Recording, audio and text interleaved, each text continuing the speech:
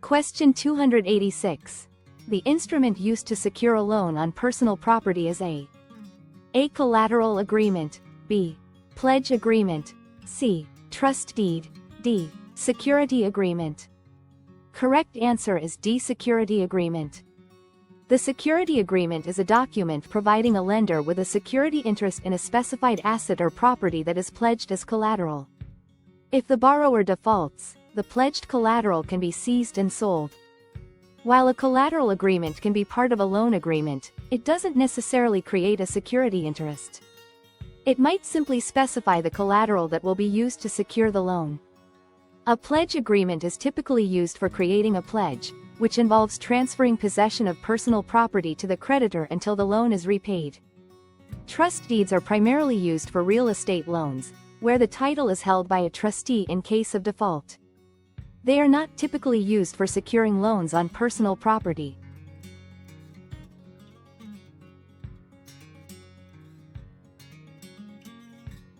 Question 287. Generally, the biggest industrial finance loans are funded by A. Savings and loans, B. Commercial banks, C. Insurance companies, D. Fannie Mae. Correct answer is C. Insurance companies. Savings and loans, S&Ls, traditionally focus on residential mortgages and consumer loans. Commercial banks can be involved in industrial lending, but insurance companies often have a larger capacity for these large loans due to the nature of their business model. Fannie Mae is a government-sponsored enterprise, GSE, that deals primarily with residential mortgages. Insurance companies have large pools of capital from premiums paid by policyholders. While commercial banks handle a wide range of business loans, life insurance companies specialize in substantial, long-term commercial mortgages. Therefore, it is accurate to say that larger life insurance companies are very active in funding large commercial mortgage loans. They often seek investment opportunities for this capital, and big industrial loans can be an attractive option for them. These loans offer potentially high returns, but also come with higher risk compared to many other investment options.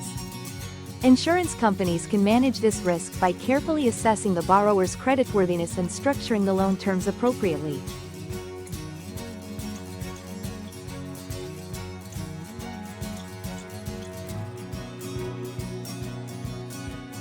Question 288.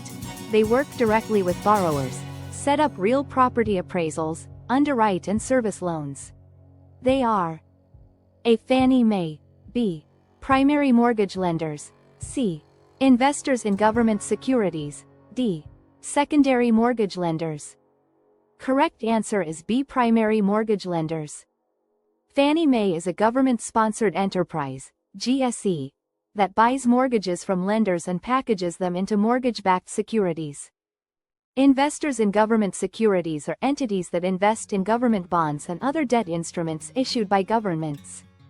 Secondary mortgage lenders buy existing mortgages from primary lenders. Fannie Mae, investors in government securities. Secondary mortgage lenders don't typically work directly with borrowers, set up appraisals, or service loans. Primary mortgage lenders are the financial institutions that originate mortgages. They handle the entire process from initial contact with the borrower, application processing, underwriting, evaluating the loan risk, loan approval, and often servicing the loan, collecting monthly payments. They work directly with borrowers and ensure all the steps are completed for the loan to be funded.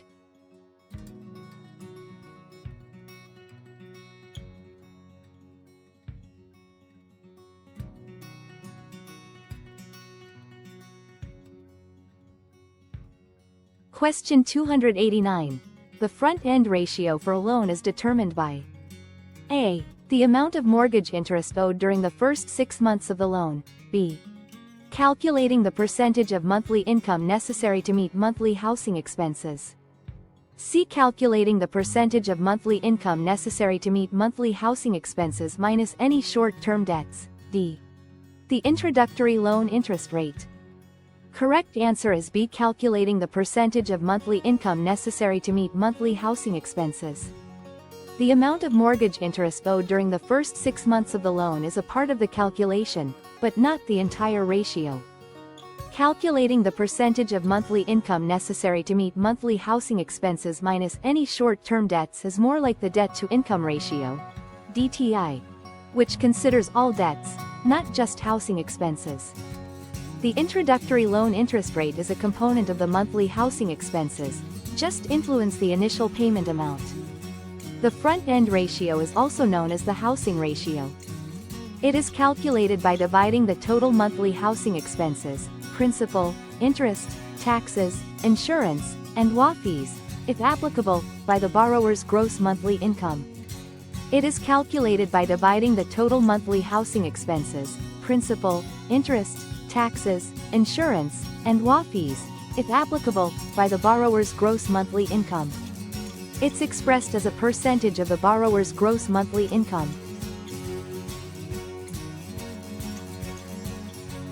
Question 290. To find the value of Greenacre, an appraiser looks at a comparable home in the same neighborhood that sold for $250,000 a year ago. During that year, property values for that neighborhood rose 8%. So, Greenacre is now worth A. $290,000, B. $300,000, C. $270,000, D. $350,000. Correct answer is C. $270,000. $250,000 by 8%, expressed as 0.08, equals $20,000. $250,000 plus $20,000 equals $270,000. In law, a greenacre is a fictitious estate in land used to discuss the rights of different parties to a piece of real property. Law professors in common law jurisdictions often use greenacres as placeholder names. Question 291. The most common type of lease agreement lasts for a specific period, such as month-to-month or year-to-year. This agreement is called a life estate, B. Periodic tenancy, C. Estate at sufferance, D. Tenancy at will. Correct answer is B. Periodic tenancy. A life estate is related to real property ownership, not leasing. It grants someone the right to occupy a property for their lifetime or the lifetime of another designated person. An estate at sufferance, also known as tenancy at sufferance or holdover tenancy, is a legal term that describes a tenant who continues to occupy a rental property after their lease has expired. The tenant is also known as a holdover tenant. A tenancy at will is a lease agreement with no fixed term. It can be terminated by either landlord or tenant at any time, usually with proper notice. Periodic tenancy automatically renews for the same period, month to month, year to year, unless either party provides notice to terminate the lease before the end of the current period.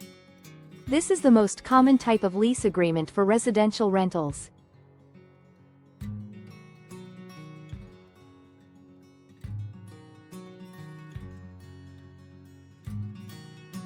Question 292. Andy promises to paint Sandy's house if Sandy will promise to drive Andy and his dog to Canada. If Sandy makes that promise in return, it would qualify as A. Consideration, B. An option, C. A pledged promise, D. All of the above. Correct answer is A. Consideration. Consideration, an element of a binding contract, does not have to be in the form of money. It may consist of a promise to perform a desired act or a promise to refrain from doing an act. In a bilateral contract such as this one between Sandy and Andy's dog, an agreement by which both parties exchange mutual promises, each promise is regarded as sufficient consideration for the other.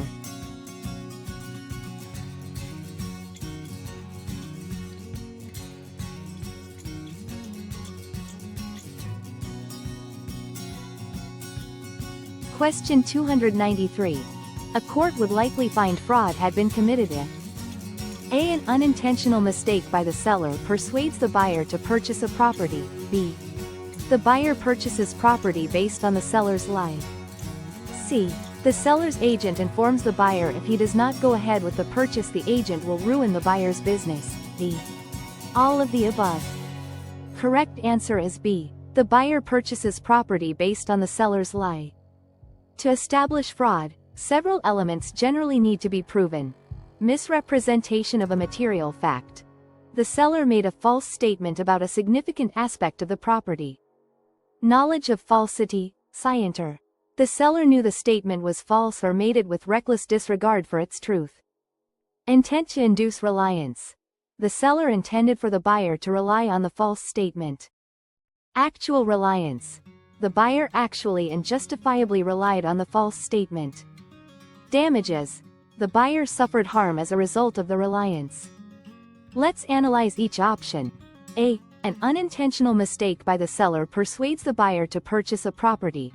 This scenario likely constitutes a negligent misrepresentation or an innocent misrepresentation, but not necessarily intentional fraud. Fraud requires intent to deceive. B. The buyer purchases property based on the seller's lie. This scenario directly meets the elements of fraud. A false statement, lie, made by the seller with the intent that the buyer rely on it, and the buyer does rely on it, potentially suffering damages. C. The seller's agent informs the buyer if he does not go ahead with the purchase, the agent will ruin the buyer's business. This scenario describes duress or undue influence, where the buyer's decision is coerced through threats. While it can make a contract voidable, it's legally distinct from fraud, which involves deception. Therefore, intentional deception by the seller that the buyer relies upon to their detriment is the key element for a finding of fraud. B. Therefore, intentional deception by the seller that the buyer relies upon to their detriment is the key element for a finding of fraud. B.